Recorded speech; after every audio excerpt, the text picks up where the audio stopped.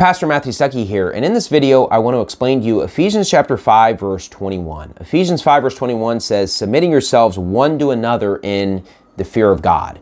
Now, the reason why this verse is often very confused is because right afterwards, it talks about wives and husbands until the end of the chapter. And the next verse says, wives, submit yourselves unto your own husbands as unto the Lord.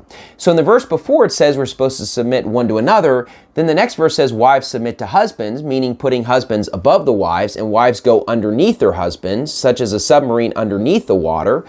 And the question is, well, wait a minute, why did it just say in the previous verse that wives and husbands should submit to each other? And then it says wives submit to husbands in the next verse. It seems to contradict.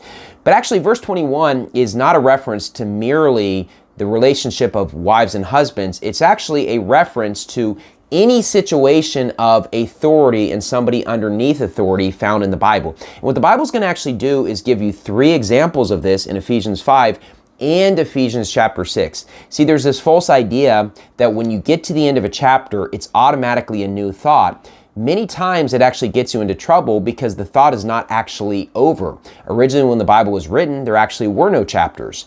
And especially these epistles that are being written, they're meant to be read as one letter that ties together. And the chapters are nice, but you have to realize that the end of the chapter and the start of the new chapter is not necessarily a new thought. And so in Ephesians 5 verse 21, it says, submitting yourselves one to another in the fear of God. And the first example it's going to give is wives submit to husbands. That's the first example of submitting in the fear of God. Then at the beginning of chapter 6, it says, children, obey your parents. Okay, so children submit to parents. Then it's going to give the example of servants to masters. And of course, there's other examples as well. When you walk into a company, walk into a grocery store, they're the authority. You go by their rules. You submit underneath them. We submit under government.